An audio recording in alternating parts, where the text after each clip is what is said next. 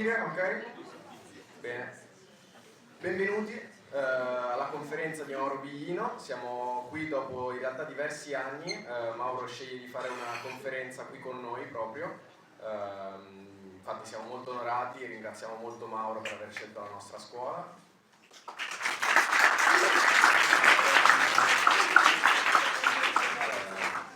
Immagino se siete qui è perché comunque tendenzialmente conoscete il lavoro di Mauro, però è giusto anche presentarlo. Mauro è stato traduttore per le edizioni San Paolo della Bibbia, le edizioni ufficiali della Bibbia per diversi anni. Dopodiché traducendo, appunto durante la traduzione delle scritture, la pubblicazione di queste scritture avveniva con modificazioni nel linguaggio, nelle traduzioni di determinati termini che potevano andare a modificare il significato generale della scrittura, appunto. Quindi quello che faremo oggi essenzialmente è partire con un'introduzione al metodo generale di Mauro, che è fondamentale per capire poi le conclusioni a cui si arriva appunto con il suo lavoro, e poi ci sarà spazio anche per appunto particolari interessanti, domande, curiosità. Comunque ci sarà tempo anche per voi per fare domande poi successivamente. Sì. Possiamo iniziare con... Andiamo? Sì. Ok. Grazie ragazzi di essere qui. Effettivamente dopo 5 anni è la prima conferenza che faccio. Ne ho fatte circa 300 tra Italia e Europa nei 10 anni precedenti. Poi avevo deciso di smettere. E quella che è adesso la mia manager, quando è iniziato il Covid, ha detto: ma senti, visto che siamo chiusi, uscivamo lo stesso, ma visto che siamo chiusi, così per gioco apriamo un canale.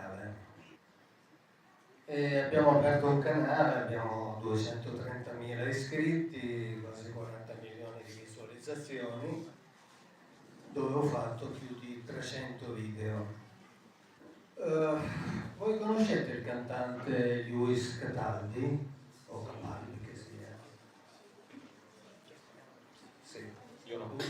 Qualcuno sì. Qualche mese fa è stato costretto a interrompere una conferenza a Glastonbury a causa della sindrome di Tourette. Io sono affetto dalla sindrome di Tourette, che vuol dire che io ho 2 neuroni. Con un neurone devo cercare di tenere a bada per quanto possibile gli effetti, almeno quelli più eclatanti, della sindrome di Tourette, e con l'altro neurone vi parlo. Quindi capirete. Allora, io vi parlo di Bibbia, perché come ha detto prima l'amico, io ho tradotto per tanti anni dall'ebraico masoretico la Bibbia per conto delle edizioni San Paolo. Hanno pubblicato col mio nome 17 libri dell'Antico Testamento e prima mi avevano dato incarichi di controllo del latino, del greco, eccetera. Poi quando io ho cominciato a raccontare ciò che veramente leggo, perché continuo a tradurre per conto mio, leggevo e leggo nella Bibbia scritta in ebraico, quando ho cominciato a raccontare mi hanno licenziato in un minuto secondo. E allora ho cominciato a pubblicare libri per conto mio. Tra i miei editori ho 2 editori, uno è Mondadori, e il primo libro che ha pubblicato Mondadori porta il titolo che, come dire, immediatamente spiega di che cosa parlo io. Dunque io vi parlerò di Bibbia, spero di parlarvene in un modo anche abbastanza divertente, perché quando si fa un lavoro, soprattutto se il lavoro è serio, bisogna innanzitutto divertirsi, cioè deve piacere a chi lo fa.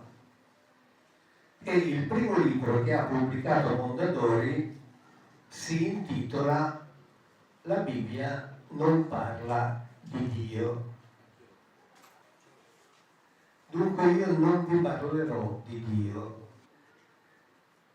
perché tra le poche convinzioni che ho sulla Bibbia, tra le poche certezze che ho sulla Bibbia, è che la Bibbia non parla di Dio. Voglio dirvi voi capite perché sono stato licenziato in un attimo, e quindi ho continuato per conto mio facendo una scelta ben precisa. Quando io dico che la Bibbia non parla di Dio, non voglio dire che Dio non esiste, nel senso che io di Dio non so nulla. Nulla. Avendo studiato molto, ovviamente in tutti questi anni, io ho 74 anni, avendo studiato molto anche la teologia, ho capito che di Dio nessuno sa nulla, neppure se esiste. Il peccato originale non esiste. Nella lingua ebraica non esiste un termine che indica Dio. Nella lingua ebraica non esiste un termine, un verbo che indica creare. Nella Bibbia ebraica non esiste un termine che indica gloria di Dio. Nella Bibbia ebraica non esiste un termine che parli di trascendenza. Nella Bibbia ebraica non esiste un termine che indichi l'anima. Nella Bibbia ebraica non si parla dell'aldilà. Queste sono tutte elaborazioni teologiche. Dopodiché, qualcuno di voi ha la fede? Se la tenga, non se la faccia portare via dalle cose che dico io, perché io non so dove vado, assolutamente. Io non devo formare né gruppi, né scuole, né correnti di pensiero, né religioni. Io racconto ciò che leggo nell'ebraico, ciò che traduco letteralmente, perché questo era ciò che mi chiedevano i contratti, traduzione letterale, e io facevo la traduzione letterale. Facendo la traduzione letterale, ovviamente, mi sono accorto di tutta una serie di cose di cui ho cominciato a parlare. Se la Bibbia non parla di Dio, di che cosa parla? Parla del rapporto tra un piccolissimo popolo, anzi, tra un piccolo gruppo di tribù che si rifacevano ad un individuo che era il loro comandante, ferocissimo, violento, geloso, egocentrico, pericoloso, e che è stato trasformato nel Dio unico. Io, quando facevo le conferenze, dicevo che mi sarei messo a disposizione come persona informata dei fatti, non come testimone, perché ovviamente non sono un testimone, non posso essere un testimone oculare, qualora qualcuno avesse deciso seriamente di mettere sotto processo quell'individuo che è stato trasformato in Dio. Metterlo sotto processo con le stesse categorie giuridiche, così almeno cominciamo subito, con le quali sono stati processati i gerarchi nazisti a Norimberga. E io l'ho scritto, è scritto nei miei libri. E lo dico tranquillamente, perché non è Dio. Non c'entra niente con Dio. I miei amici ebrei mi dicono: noi non sappiamo nulla dell'aldilà, perché il nostro, cioè lui, che loro non possono nominare, non ce ne ha mai parlato. E in effetti io sto ancora aspettando, perché l'ho chiesto da diversi anni. Io ho cominciato, questa attività pubblica nel 2010, ho chiesto che qualcuno mi facesse vedere nell'Antico Testamento dov'è che quell'individuo parla dell'aldilà. E ancora nessuno me l'ha fatto vedere. Perché non c'è. È una elaborazione teologica. Ed è un'elaborazione teologica che funziona perché la Bibbia è il testo più stampato, più distribuito al mondo, ma il meno letto al mondo. Ed è presentato da persone che se lo sono sentito presentare o che lo presentano senza averlo letto e soprattutto senza sapere che cosa c'è veramente scritto in ebraico. Facciamo un esempio. Noi incontriamo una setta fatta da 500 persone che ha un guru. Questo guru ha una dozzina di aiutanti che lo aiutano a distribuire questo suo pensiero.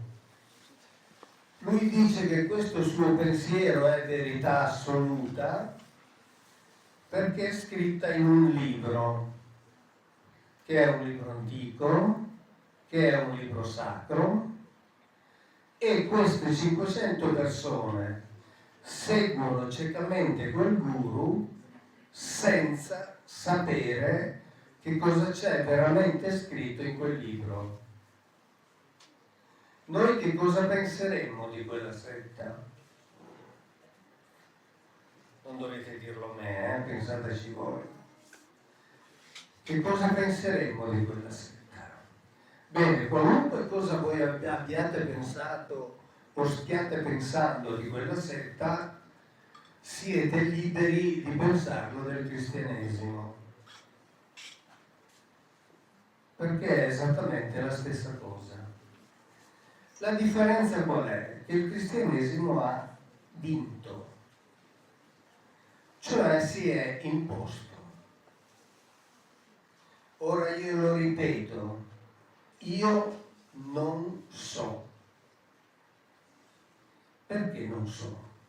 Ovviamente in relazione a questo tema.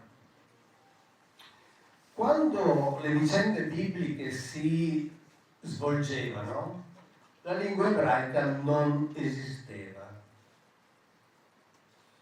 Quindi nessuno sa in che lingua parlassero. Nessuno sa in che lingua quell'individuo che si chiama Yahweh e che è stato presentato, poi fatto diventare il Dio unico, in che lingua parlasse con Mosè, ad esempio. Nessuno lo sa. Le cose sono state messe per iscritto, diciamo, in relazione alle ultimissime scoperte archeologiche che ovviamente seguo, circa 400-500 anni dopo. Perché la lingua ha iniziato a vivere, a formarsi. L'ebraico è un dialetto fenicio sud-cananaico, ha cominciato a formarsi circa 4 secoli dopo e hanno cominciato a scriverlo, come si scrivono le lingue semitiche, soltanto con le consonanti. Nessuno al mondo sa, nessuno al mondo saprà mai come venisse letta in origine. Voi prendete l'italiano, scrivetelo soltanto con le consonanti e per alcuni secoli lasciatelo soltanto con le consonanti e poi alcuni secoli dopo provate a cominciare a leggerlo, inserendoci i segni vocalici. Alcuni secoli dopo, ma non solo. Nel momento in cui si decide di inserire i segni vocalici, nascono tra di voi diverse scuole, cioè diverse correnti di pensiero, diverse l'una dall'altra. Una si impone e quindi impone le sue vocali e fissa in quel momento il testo. Lo fissa, diciamo, mediamente 1500 anni dopo che le vicende si sono svolte. 1500 anni dopo. Quindi quando parliamo di Bibbia, parliamo di questo. Ora questo è assolutamente normale, non è un caso eclatante, non è un caso unico. Tutti i testi antichi sono così. Se noi leggiamo il cuneiforme sumerico, è scritto nello stesso modo, ovviamente, in cuneiforme, ma è scritto soltanto con i suoni consonantici. I suoni vocalici che gli studiosi ci mettono li prendono come esempio dalle lingue semitiche, ma nessuno al mondo sa quali fossero veramente i suoni vocalici. E voi capite che cambiare i suoni vocalici significa cambiare il significato delle parole. Perché l'ebraico è formato sostanzialmente da 500 gruppi di 3 consonanti l'uno e a seconda di come vengono vocalizzate vuol dire che vengono messe dei puntini e delle lineette, perché le vocali non esistono, ma a seconda di come vengono vocalizzate viene letto e acquisisce un significato. Quindi quando noi parliamo di Antico Testamento parliamo di questo tipo di libro. Va tutto bene. Il problema nasce nel momento in cui da questo tipo di libro si pretende di far derivare o di ricavare una verità assoluta, cioè una verità dalla quale dipenderebbe addirittura la nostra eternità. Eternità che è un concetto che nella Bibbia non c'è. Non c'è neppure la parola che la indica. Cioè c'è un termine che è olam, che viene regolarmente tradotto con eternità, ma che significa sconosciuto e che si riferisce sia a un tempo non conosciuto sia a uno spazio non conosciuto. E questo sapete dove è scritto? Nei dizionari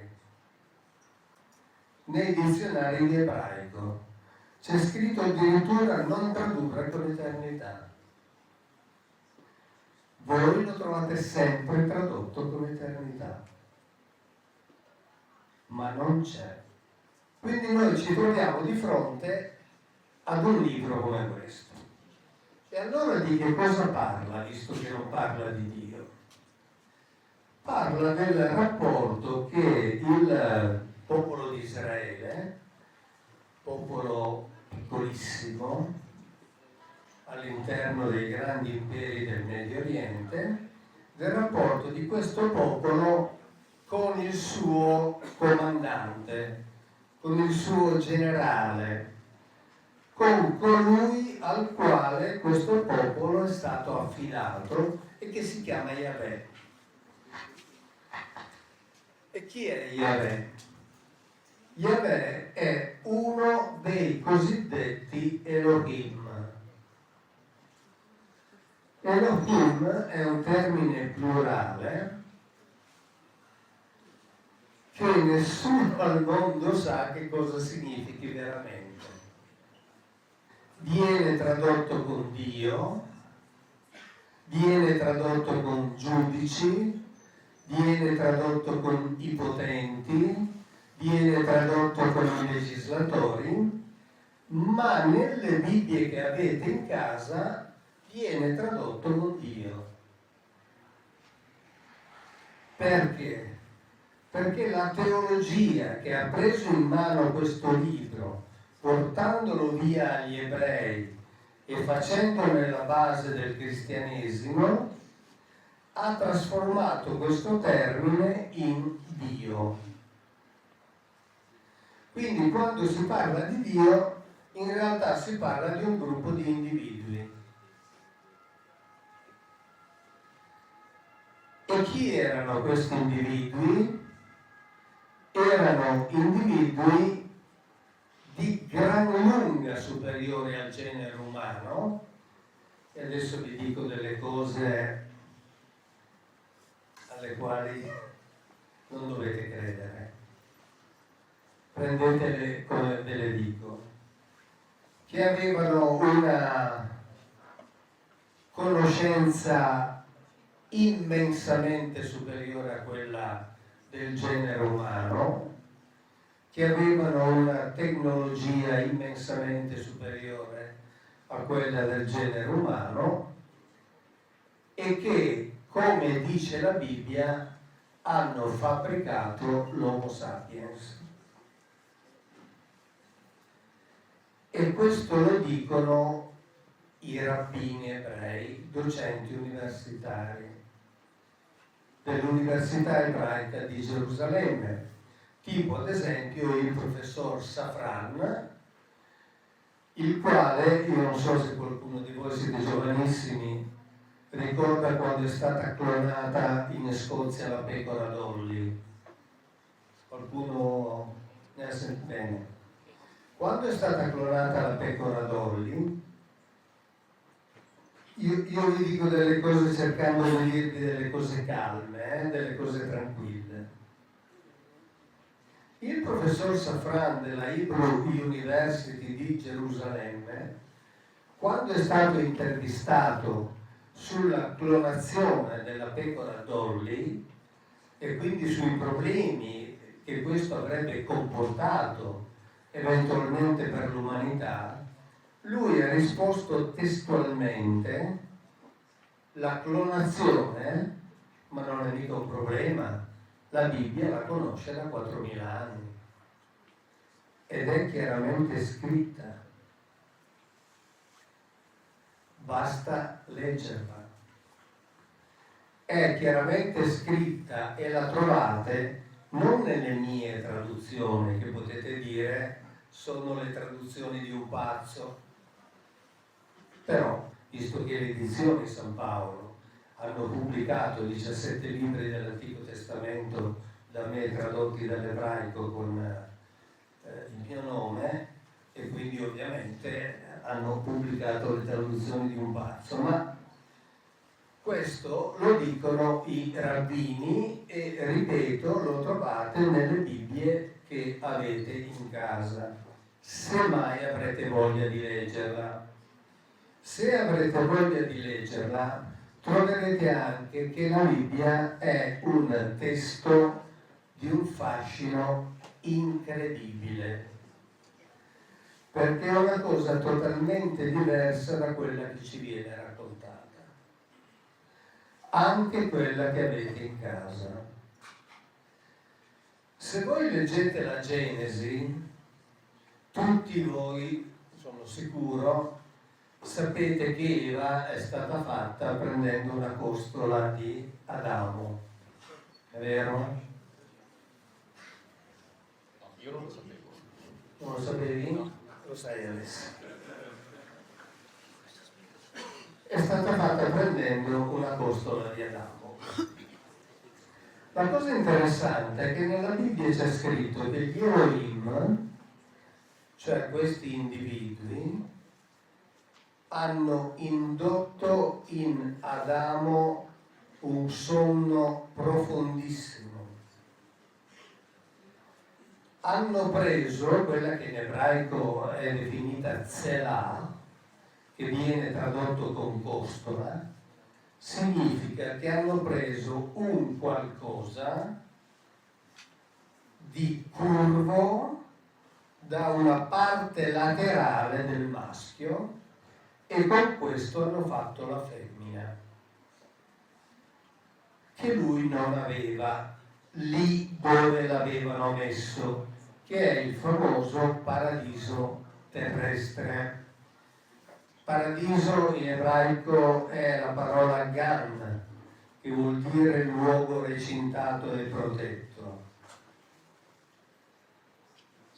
La parola Tselah in ebraico, appunto, vi ho detto che significa un qualcosa di ricurvo della parte laterale.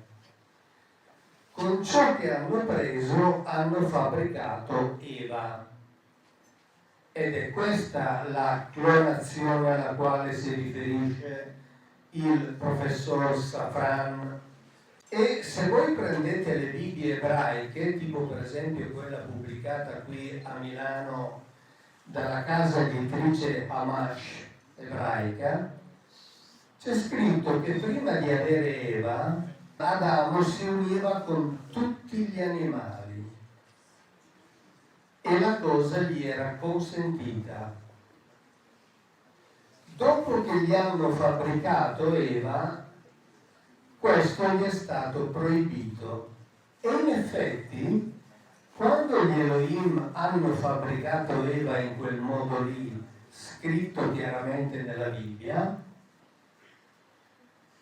Adamo disse: finalmente questa è ossa delle mie ossa e carne della mia carne. Finalmente, non quelle che mi avete presentato prima, perché questo è un racconto che deriva dallo stesso racconto che si trova nella letteratura sumero-accadica, dove si dice che prima di arrivare a fare l'uomo giusto hanno fatto molti esperimenti e ci descrivono anche tutti gli esperimenti falliti. Per esempio, uno che non riusciva a trattenere l'urina, uno che aveva la colonna vertebrale storta, uno che non riusciva a riprodursi, uno che non riusciva a mangiare. Poi finalmente hanno fabbricato quello che in sumero accadico si chiama Adamu. E il racconto biblico deriva esattamente da questo racconto sumero accadico. E lui dice finalmente, così traducono gli ebrei, finalmente mi avete dato quella giusta. E da quel momento lui non ha più potuto, o non avrebbe più potuto, unirsi con gli animali, perché aveva la femmina. Quindi la Bibbia ci parla di queste cose e la Bibbia ci parla anche dei mezzi con i quali questi si muovevano. Non chiedetevi chi fossero questi e da dove arrivassero, perché non lo so. Prego.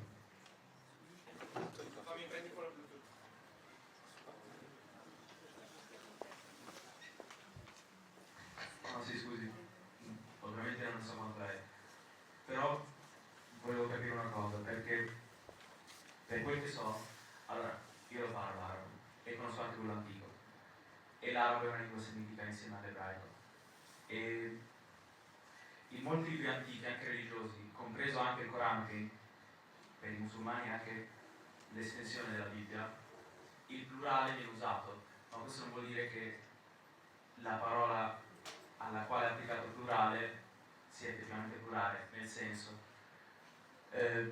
ci sono moltissime volte in cui c'è un solo individuo e gli si dà il plurale, tra virgolette, di onore, tipo i re che dicono noi abbiamo deciso di, e alla fine il re è uno.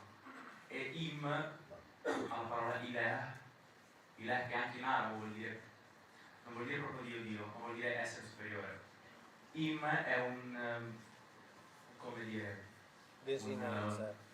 un modo di onorarlo, tant'è che usate anche in altre parole tipo Muhammadin nel canto dei canti. Funziona?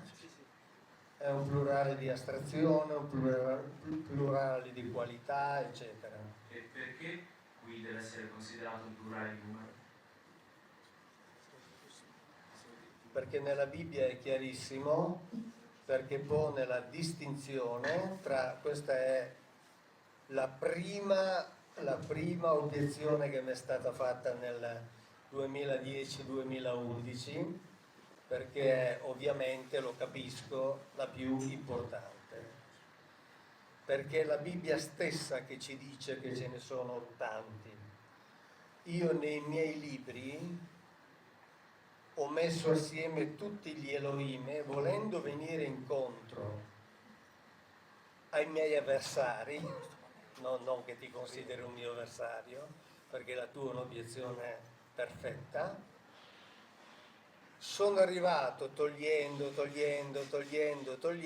a 23 Elohim, cioè 23 Elohim diversi, uno diverso dall'altro. Faccio un esempio. Nel libro dei Giudici c'è il comandante in capo delle forze di Israele, Jefté,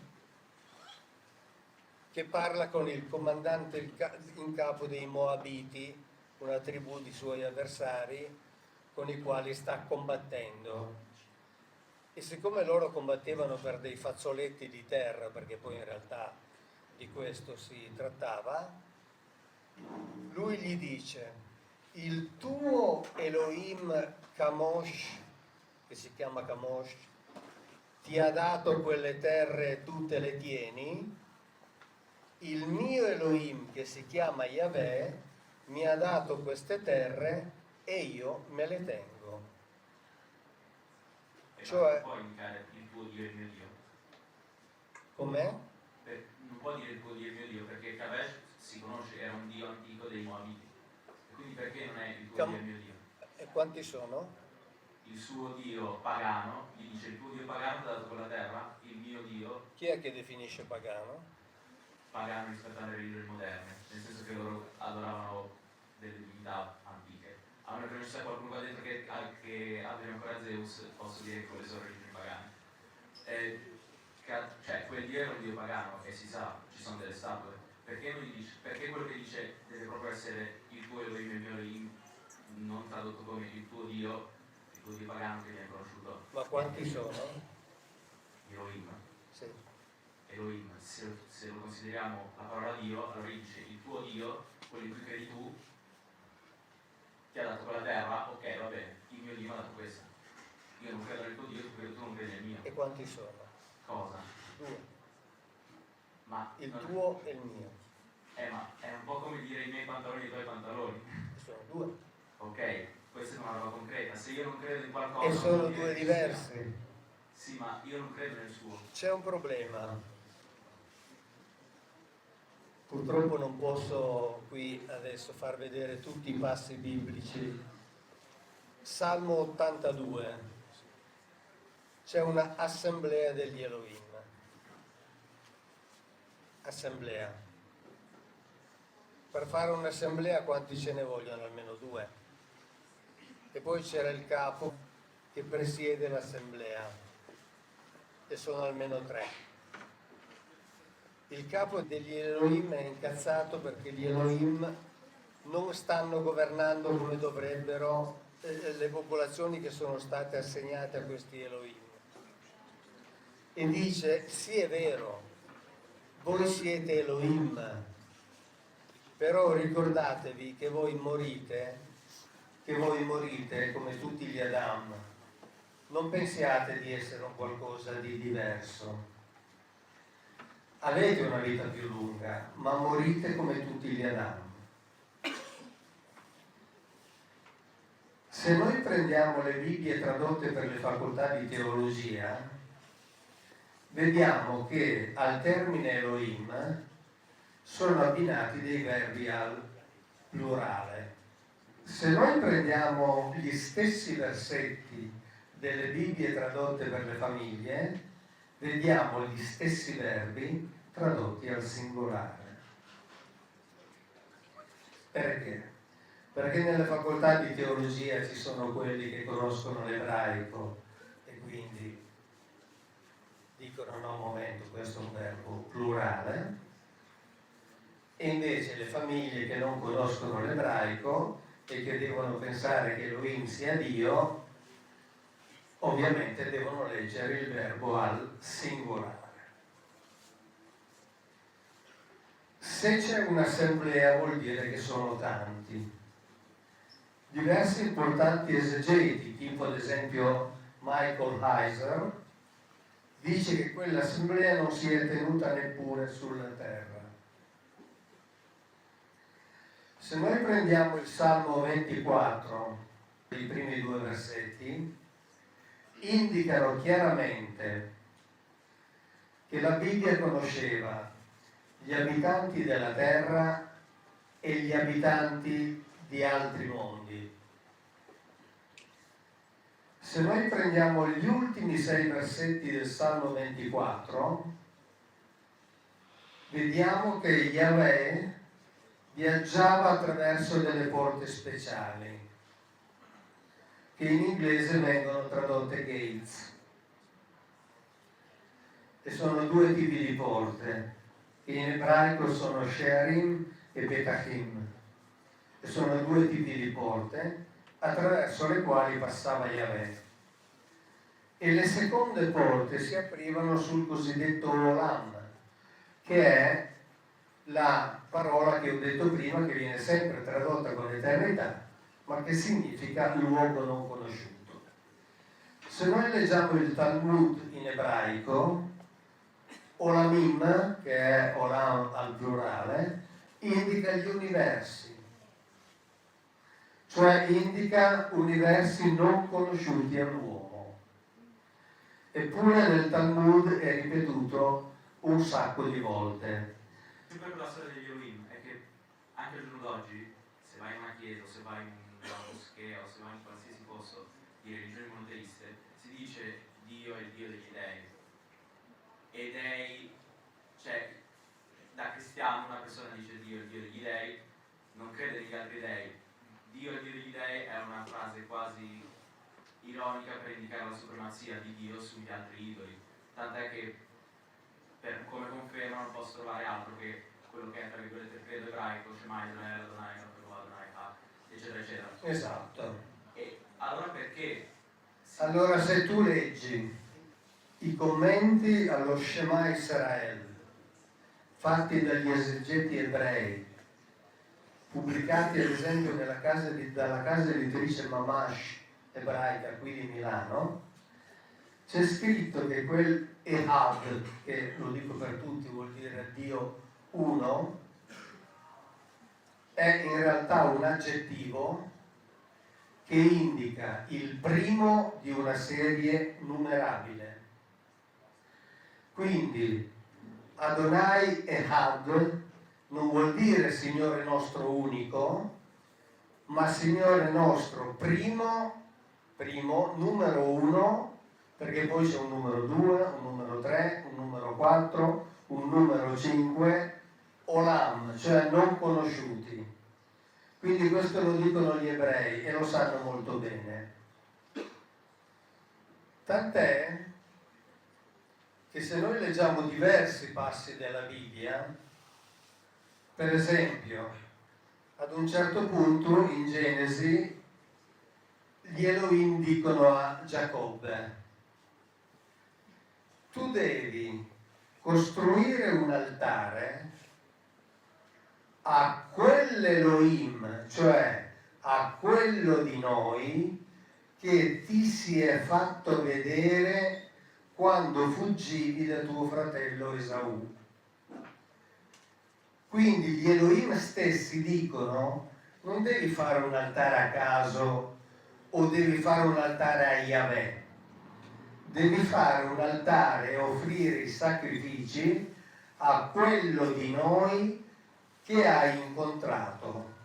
Quindi vuol dire quello è uguale esattamente a tutti noi. Poi io capisco ovviamente che, perché ho fatto una conferenza anche a una comunità islamica che mi aveva chiamato qui a Milano, perché nella Bibbia ci sono diversi modi per chiamare, tra virgolette, Dio. C'è Elohim, che compare 2500-2600 volte. Poi c'è il termine El, che alcuni considerano singolare di Elohim, ma la cosa non è certa. Potrebbero essere due radici diverse. Poi c'è Eloah, ma ripeto, la vocalizzazione è una invenzione, una elaborazione successiva della scuola di Tiberiade. Poi c'è Alaa, e non c'è bisogno che vi dica qual è l'assonanza con Allah, perché c'è una differenza tra le lingue semitiche orientali, differenza di pronuncia, tra le lingue semitiche orientali e le lingue semitiche occidentali.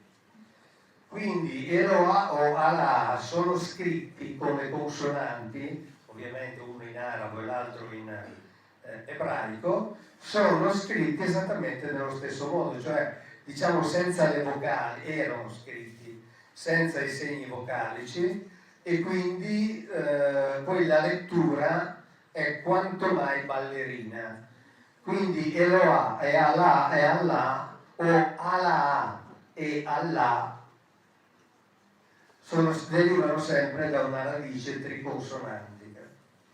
Quindi il problema, e perché su questo potremmo discutere per secoli senza arrivare ad una conclusione condivisa, il problema è che conferisce significato a ogni singola parola è il contesto, non è la singola parola, perché su quella, visto che non ne sappiamo nulla, visto che non sappiamo neppure come fosse pronunciata in origine, potremmo veramente discutere per, non dico la mattinata, potremmo discutere per secoli senza arrivare ovviamente a nessuna conclusione condivisa. Tant'è che il professor Garbini dell'Università La Sapienza di Roma dice che per quanto riguarda le lingue antiche, neppure l'accordo di tutti gli studiosi del mondo sul significato di una parola è garanzia di sicurezza. E quindi questo è. Allora, difatti, per questo io sto cercando e mi rendo conto del rischio che corro, me ne rendo perfettamente conto, perché dal 2010, sono ormai 14 anni che ho rapporti con il pubblico, rapporti anche epistolari, diciamo così, perché ricevo decine di mail, messaggi, eccetera, e quindi ovviamente cercando di sintetizzare evito, perché mentre parlo mi vengono in mente un sacco di cose, quindi il mio problema non è che cosa dirvi, il mio problema è, dato il tempo, che cosa non dirvi. Ma sì, magari ci scriviamo, cioè così almeno. Quindi ciò che conta è il contesto, ed è il contesto che ci aiuta a capire, perché il significato di ogni singolo termine è come dire, un significato quanto mai incerto, dato anche il fatto che l'ebraico è polisemico, cioè ogni radice triconsonantica può avere più significati, e quindi i significati derivano dal contesto, perché se noi ci fermiamo al singolo significato togliendolo dal contesto, ripeto, possiamo andare avanti a discutere quanto vogliamo. Parlando di monoteismo, ecco, così rimaniamo nel discorso, diciamo che tutti gli studiosi, a parte, come dire, i teologi ovviamente monoteisti, sono concordi nel fatto che in effetti nella Bibbia si parla di monolatria, non di monoteismo. Monolatria significa adorarne uno tra tanti, e il popolo di Israele sapeva bene che erano tanti e che erano tutti adorabili, cioè adorabili non nel senso di amorevoli, ma nel senso che li si poteva adorare, tant'è che spesso lasciavano lui per andare da altri. La cosa curiosa è che all'interno della stessa famiglia di Abramo, è scritto chiaramente nella Bibbia, i parenti di Abramo adoravano altri Elohim. Questo lo dice Giosuè molto chiaramente, quando parlando al popolo dice: scegliete oggi chi volete seguire, se seguire l'Elohim di nome Yahweh, che è quello che ci ha portati fuori dall'Egitto, o se seguire gli Elohim che seguivano i vostri padri quando stavano al di là dell'Eufrate. Ora è chiaro che se Yahweh è il Dio unico e gli altri non erano che appunto delle inerti e inutili statue, dovremmo dire che all'interno della famiglia di Abramo c'era Abramo che era intelligente perché aveva capito che c'era un Dio unico e non ha mai perso un minuto di tempo per spiegare ai suoi fratelli, a suo padre e ai suoi figli, no, ai suoi figli sì, perché seguivano ovviamente Yahweh, a suo padre, eccetera, che esiste il Dio unico. Non ha mai perso un minuto di tempo per dire: ma cosa fate voi a seguire quelle statue inerti quando il Dio unico ve lo presento io? E invece loro, mentre Abramo ha seguito Yahweh e si è spostato dalla Mesopotamia in terra di Canaan, la sua famiglia è rimasta là e ha continuato a seguire gli Elohim che governavano là. Tant'è che quando poi Israele si è spostato in Egitto, si è messo a seguire anche gli Elohim, e lo dice Giosuè, che è il successore di Mosè, si è messo a seguire gli Elohim che governavano in Egitto. Perché gli Elohim li avevano tutti i popoli, ma li chiamavano in modi diversi.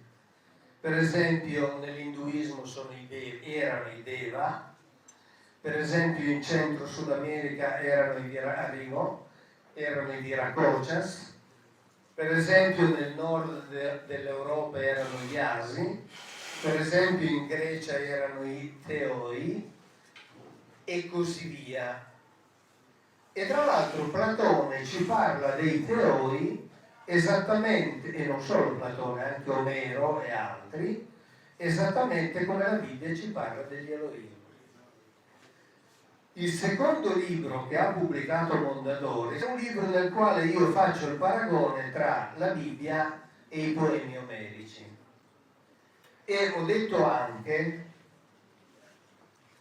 che se il Presidente degli Stati Uniti e il Presidente della Corte Suprema degli Stati Uniti, quando vengono eletti, invece di giurare sulla Bibbia, giurassero sull'Iliade o sull'Odissea, sarebbe esattamente la stessa cosa. Esattamente la stessa cosa. Prego la domanda.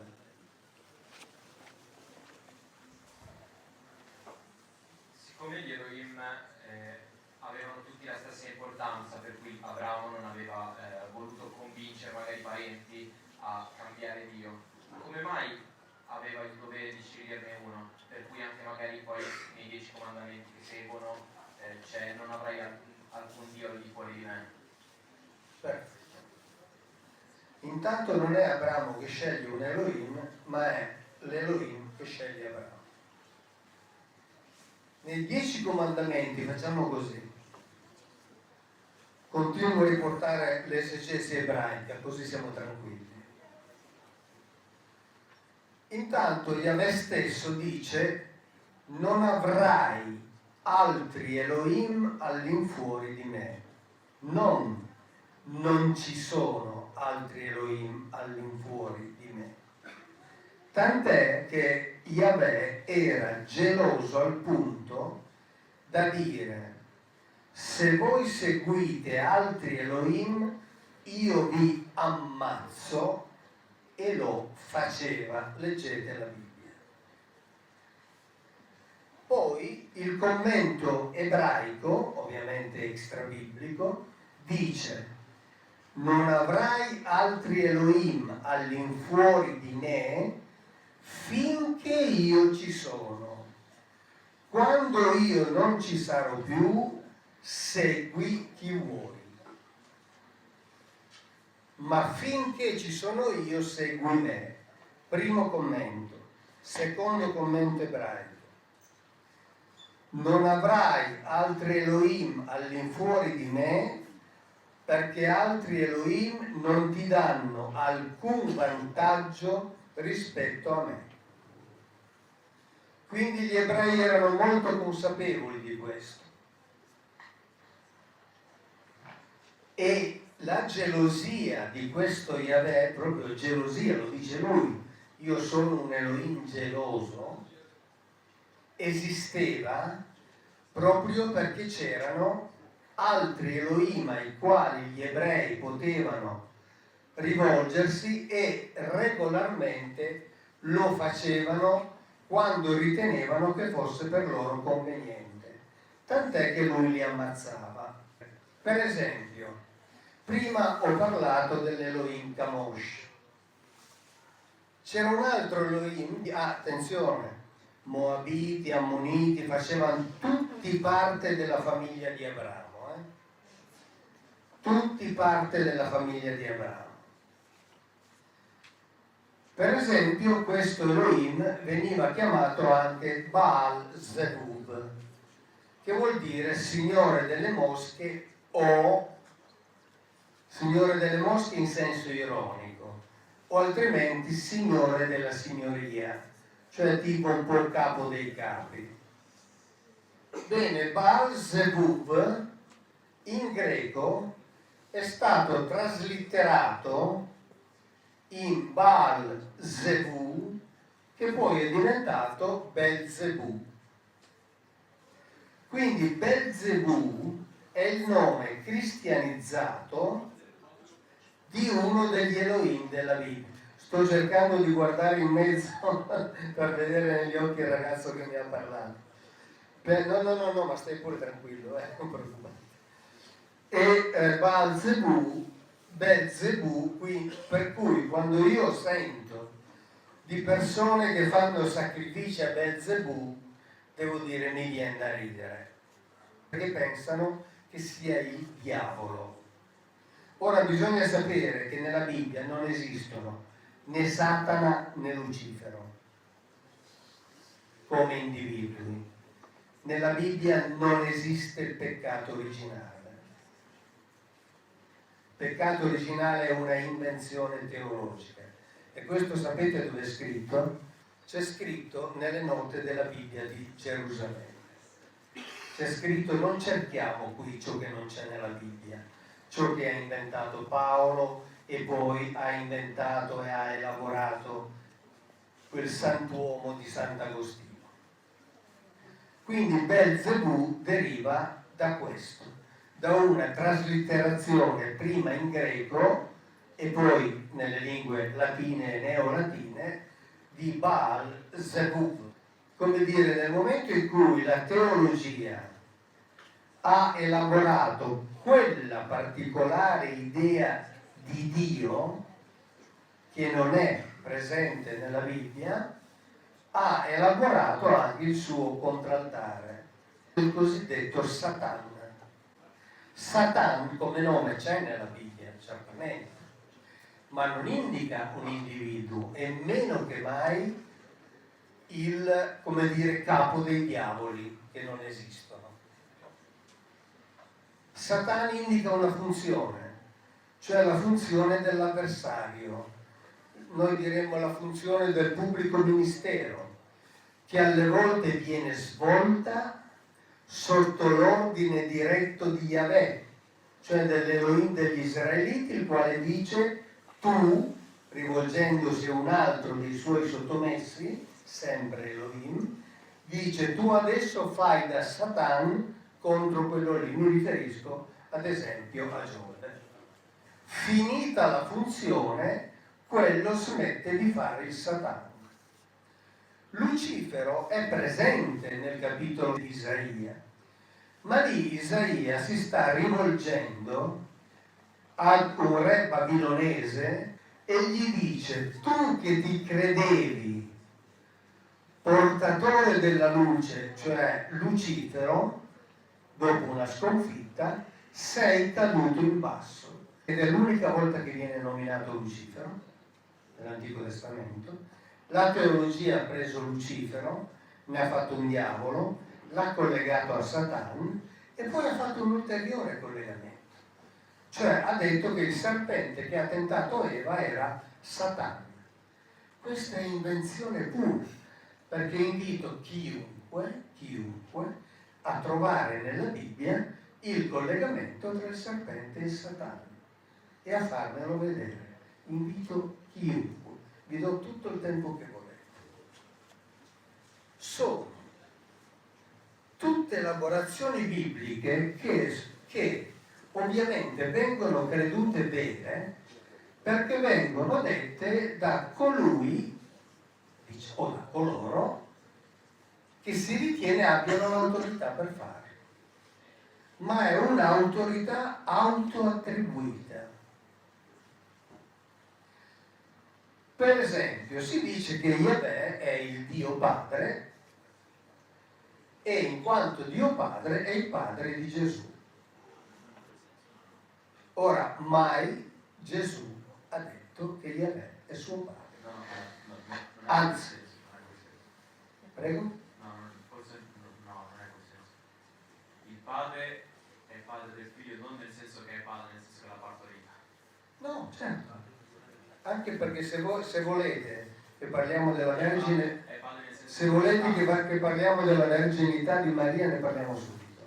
Non vuoi parlare della verginità, non è quello. No, perché poi la verginità si lega alla paternità. Ok, no, ma io sto parlando del Padre, si parla di ipostati. Sì, certo. E Yahweh, se dobbiamo fare un parallelismo con la Trinità, tutta la Trinità è Yahweh. Non è il Padre Yahweh. Questa è elaborazione teologica, nella Bibbia non c'è la Trinità. No, certo. Allora, Jean Danielou, gesuita, cardinale, cattedratico, docente di teologia, dice che lo Spirito Santo, terza persona della Trinità, è la trasposizione cristiana, cioè la invenzione di Gabriele, cioè di Gabriele. e Gabriel, che in ebraico significa Gever di un El, cioè El potente o potenza di un El, o No, quello è Michele. Michele vuol dire potenza di Dio. no, Michele è Micael, chi con El, sono due cose Sì, diverse. lo so. Gabriele è Gever di un El. E dice che è la trasposizione cristiana, lo Spirito Santo, di Gabriele. Ora Gabriele nel libro di Daniele è definito Ish, che vuol dire individuo maschio. Ora Gabriele annuncia Maria e lei rimane incinta. Quindi un individuo maschio incontra uno degli El, una delle potenze degli El, incontra Maria e lei rimane incinta. Ora noi sappiamo che nel capitolo, visto che ci siamo, così almeno divaghiamo. Poi c'erano due domande di là. Ah, ok. Nel capitolo 7 di Isaia c'è scritto: la Vergine concepirà e partorirà un figlio. Dal 2010 io vado dicendo una delle mie solite cazzate. La Bibbia non parla di una vergine che concepirà e partorirà. Nel 2017 vado a fare una conferenza a Stoccarda, Germania, vengono a prendermi all'aereo e uno dei due che mi vengono a prendere aveva in mano l'edizione tedesca, cioè pubblicata dalla conferenza episcopale tedesca cattolica, e mi dice: Biglino, guardi che qui c'è scritto quello che lei dice da anni. Cioè i tedeschi, gli italiani non ancora, finalmente i tedeschi hanno recepito che la Bibbia non parla di una vergine, tantomeno che concepirà e partorirà, ma parla di una giovane fanciulla che in quel momento è già incinta e sta per partorire e nascerà, quello che nascerà è il futuro re di Israele di nome Ezechia, e questa ragazza si chiama Abia. Tutto questo da che cosa nasce? Dalla traduzione greca, cioè in ebraico giovane ragazza si dice Alma, vergine si dice Betullah. In greco si dice Parthenos, e Parthenos indica sia una giovane ragazza sia una vergine. Colui che ha tradotto dal greco, cioè i greci hanno tradotto il termine Alma in ebraico, cioè giovane ragazza, l'hanno tradotto giustamente con Parthenos. Chi ha tradotto Parthenos in latino ha tradotto vergine, e di lì è cominciata la favola della Vergine, che nella Bibbia non c'è. Ma Ezechiele quando ha visto la porta, ha detto: ho visto una porta alta, è entrato Elohim ed è rimasto sigillo. Quanto tempo? Potrei parlare fino a stasera di Ezechiele. Allora abbiamo mezz'ora, potremmo fare sta domanda? Una roba. No, scusa un attimo. Lascio le domande e poi... Facciamo le domande e poi facciamo un po' di Ok, senti, di Ezechiele ho scritto penso centinaia di pagine nei miei libri, perché io ho scritto 17 libri, quindi ne ho scritte centinaia di pagine. E Ezechiele non solo, Ezechiele l'ho studiato perché già l'aveva fatto un americano, con 3 ingegneri aeronautici che lavorano per la NASA, e loro hanno disegnato, essendo ingegneri aerospaziali super specialisti, hanno disegnato ciò che ha visto Ezechiele ed è in uno dei miei libri. Ne ho parlato per 1 anno e mezzo, cioè è stato un travaglio piacevolissimo ma molto lungo.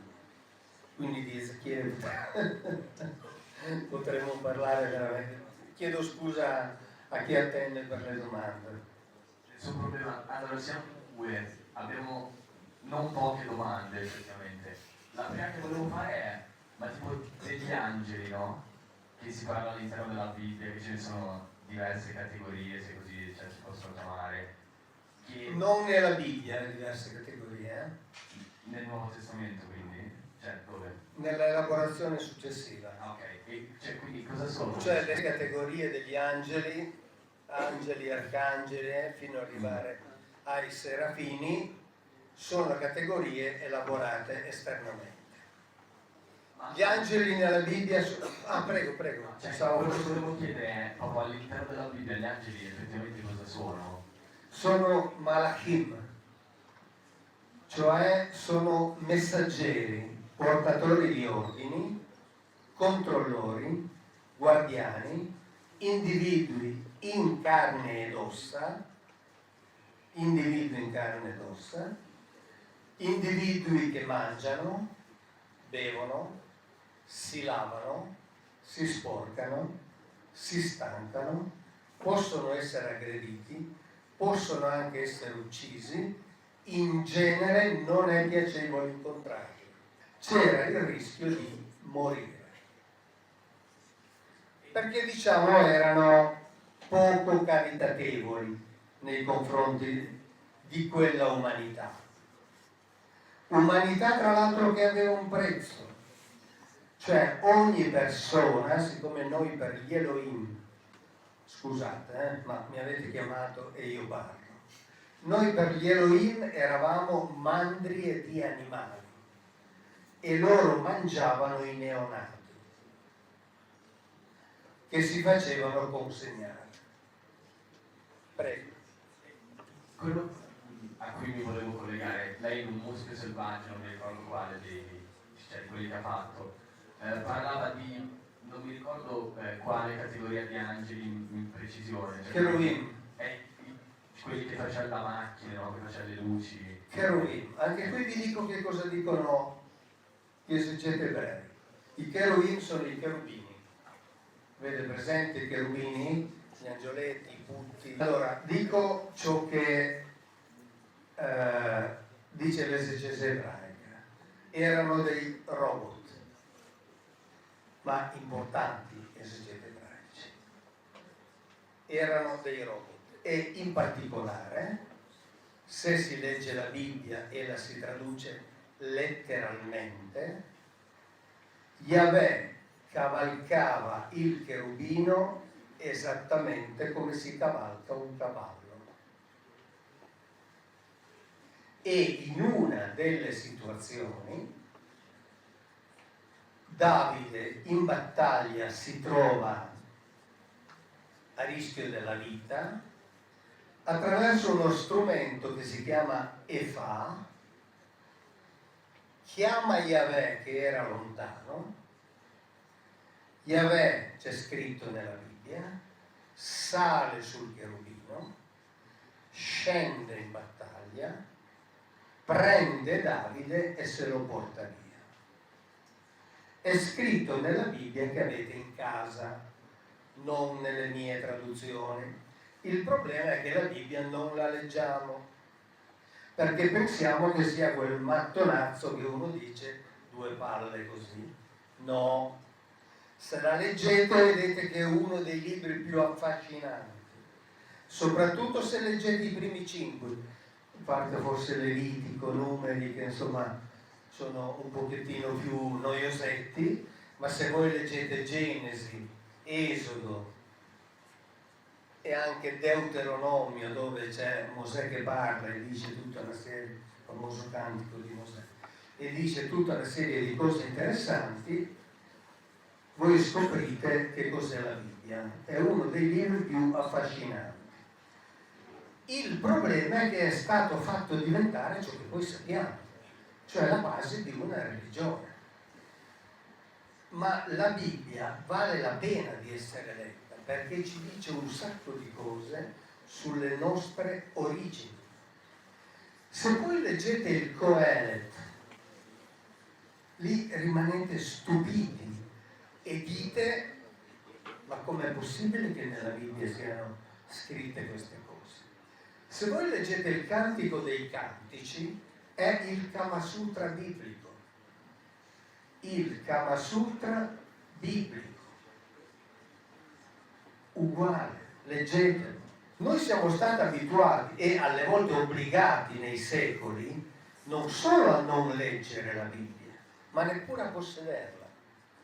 Quando al Concilio di Trento, per la Controriforma, che è stata stabilita nei confronti della riforma protestante, hanno inserito il libro di Ezechiele, come dice l'amico, l'arcivescovo di Aix-en-Provence ha detto: bene cari fratelli, noi abbiamo inserito Ezechiele nel canone biblico, ma adesso chi lo spiega alla gente? E quindi lì cominciano le elaborazioni teologiche per spiegare ciò che chiaramente Ezechiele ha visto. E lo dice lui che l'ha visto, non solo dice che l'ha visto, ma lui mette a confronto i vari incontri che ha avuto. Dice: ah, ma ciò che ho visto qui è uguale a ciò che ho visto là, quando ero sulle rive del fiume Chebar. È esattamente la stessa cosa, solo che lì fa altro. Lì faceva una certa cosa e qui ne fa altre. Per esempio c'è un termine che si chiama kavod, che viene tradotto gloria, gloria of God, gloria di Dio. Kavod significa pesante. Ad un certo punto Ezechiele dice che mentre il Ruach degli Elohim, e Ruach è un altro strumento, mi prendeva e mi portava in alto, io ascoltai, udì dietro di me il rumore del Kavod di Yahweh mentre si alzava da terra. Ora tutto questo voi potete interpretarlo come un'allegoria, una metafora, una visione, un sogno, un'esperienza onirica. Non mi interessa. Io vi racconto quello che c'è scritto. E tornando ai cherubini, quando lui ci racconta che i cherubini si trovavano all'interno del cortile esterno del tempio, perché c'era il cortile dove potevano andare anche i cosiddetti goim, cioè noi, diciamo così, i pagani, e poi c'era l'altro cortile interno. Quando i cherubini si trovavano nel cortile esterno, chi stava fuori dal muro non li poteva vedere, ma sentiva il rumore delle ali. Leggetela la Bibbia, leggete Ezechiele 1, leggetelo tutto, leggete Ezechiele 8, leggete Ezechiele 10, scoprirete delle cose che vi affascineranno. Dopodiché vi farete le vostre idee, perché che è quello che conta. Voi non dovete credere a ciò che io vi dico. La parola credere va cancellata. Ognuno faccia quello che vuole di ciò che io racconto.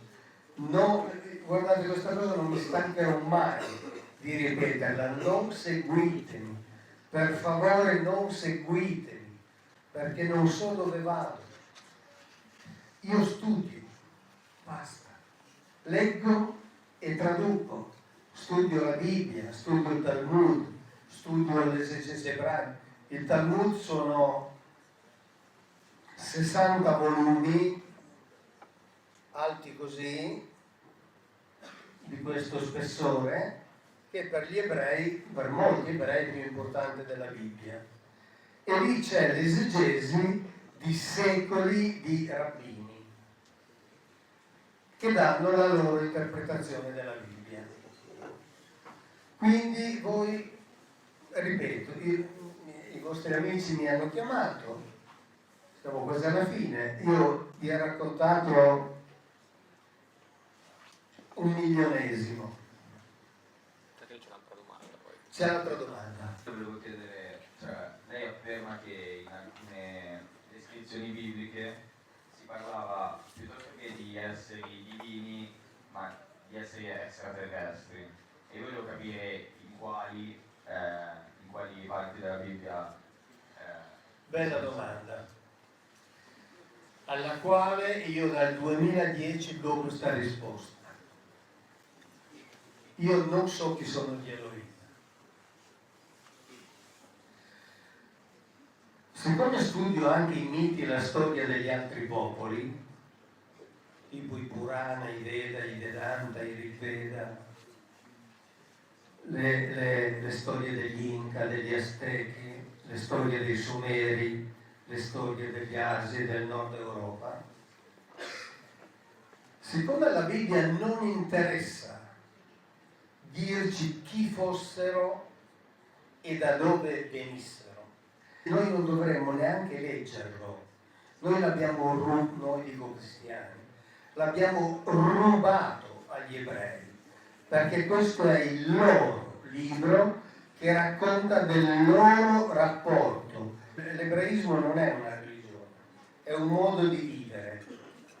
Loro dicono: noi rispettiamo la nostra parte del patto che abbiamo fatto con lui dovrà rispettare la parte del patto che ha fatto con noi, cioè metterci al di sopra di tutto il mondo. Ok? Allora, perché io poi alla fine dico questa risposta, ma con una precisazione? Siccome la Bibbia non ci dice nulla, io non lo so chi sono. E dico sempre, qualcuno di voi segue Graham Hancock? Ancient Apocalypse, hai visto? Ok. Sono stato a casa sua in Inghilterra, abbiamo fatto un'intervista di 4 ore. Lui dice che sulla Terra ci sono le tracce di una civiltà anteriore, tecnologicamente avanzata. I superstiti hanno insegnato, dopo l'ultima glaciazione, quella di Würm, a ricostruire pian pianino una civiltà. Graham Hancock dice si tratta di una civiltà precedente. Altri fanno altre ipotesi, non sto a elencarle tutte. Siccome io faccio finta, perché non ho nessuna certezza, che i libri antichi ci dicano nella sostanza la verità, nella sostanza, poi i particolari, ovviamente loro non avevano certi termini per descrivere certi fenomeni, e siccome i testi antichi dei popoli di tutti i continenti della Terra parlano dei figli delle stelle, e ad esempio gli induisti parlano di alcune centinaia di specie, molte delle quali sono arrivate qui, io non so se sia vero, ma siccome tutti i popoli di tutti i continenti della Terra, Cina, Giappone, India, Sudafrica, Centro Africa, Sud America, gli indiani del Nord America, parlano dei figli delle stelle che sono arrivati dall'alto e hanno fabbricato l'uomo, la Bibbia ci dice solo che hanno fabbricato l'uomo, non ci dice da dove arrivano. Allora io faccio finta che sia vero ciò che ci dicono i popoli antichi, che non avevano tempo da perdere, perché noi sapete, noi ci mettiamo il computer, scriviamo, poi non ci piace, cancelliamo. Voi immaginate che cosa significava scrivere allora. Quindi loro hanno scritto delle cronache. Io faccio finta che sia vero. Quindi, per non sfuggire a questa domanda, dico, se proprio devo rispondere, faccio finta che sia vero ciò che dicono gli antichi, e questi arrivavano da un'altra parte. Ci dicono anche da che parte, tipo ad esempio Mriga Shiras, che sarebbe la spalla destra della costellazione di Orione, da quella zona. e ce lo dicono disegnando anche le rotte. Io non so se sia vero, però c'è, è lì, è scritto, sono disegnate e io ve lo dico. Dopodiché è carta straccia, buttatela nel cestino, non è un problema. Però se mi si fa questa domanda, io rispondo ciò che scrivevano gli antichi. Poi è vero o non è vero? Non lo so. E non mi vergogno di dire che non lo so. Perché quando si studia si scopre che sono miliardi le cose che non si sanno. E quindi non bisogna aver vergogna di dire non lo so.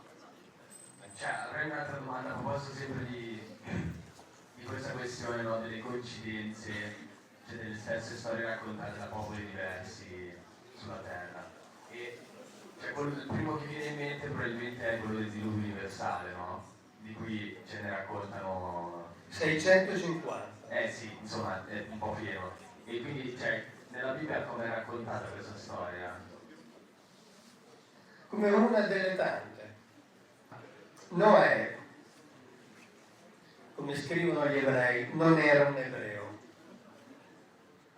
Gli ebrei sono arrivati secoli e secoli dopo.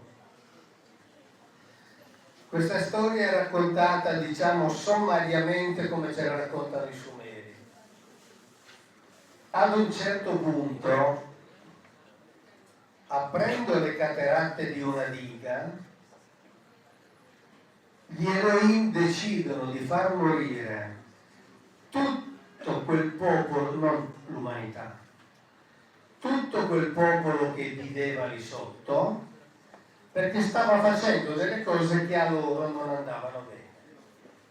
E di Noè è scritto come di Enoch, uno dei patriarchi, che andava avanti e indietro come gli Elohim. Quando lui è nato nella versione ebraica, perché c'è anche una versione amarica e una versione greca del libro di Enoch, c'è scritto che quando suo padre lo vede, lui era talmente chiaro di pelle, i capelli rosso biondi e gli occhi talmente chiari e talmente lucenti che suo padre dice: ma questo qui non è figlio mio, questo qui è figlio di uno di quelli là. Poi lo tranquillizzano e difatti nella Bibbia c'è scritto che attraverso Noè e la sua famiglia si ristabilisce la purezza. Ma siccome l'ebraico, come altre lingue semitiche, ma l'ebraico antico in particolare, questo è certissimo, era una lingua molto concreta, per purezza non si intende purezza morale, si intende purezza genotipica e fenotipica.